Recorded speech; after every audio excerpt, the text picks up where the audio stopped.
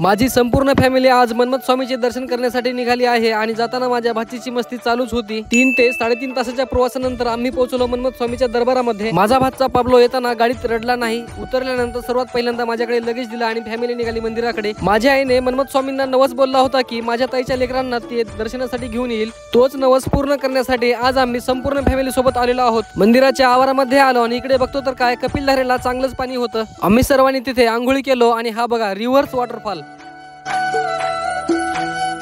हा आहे माझ्या आत्याचा मुलगा विठोबा, ज्याने या व्हिडिओ मधील काही क्लिप घेतल्या आहेत। माझ्या भाचीला पाण्यात घेऊन गेलो तर ती रडतच होती। सर्वात शेवटी मी फ्री मध्ये फिश स्पा करून घेतलो। तुम्हाला पण फ्री मध्ये फिश स्पा करून घ्यायचा असेल तर तुम्ही इथे येऊ शकता। सर्व आवरून झाल्यानंतर आम्ही मन्मथ स्वामींचे दर्शन घेतलो आणि गार्गी आणि शर्वीचा नवस फेडला। शर्वीला भूक लागली होती, ताईने तिला दूध पाजवलं। त्यानंतर आम्ही संपूर्ण फॅमिली सोबत जेवण करून फोटोशूट केलो। संपूर्ण दिवस चांगला गेला आणि येताना थोडीशी शॉपिंग करून घराकडे निघालो।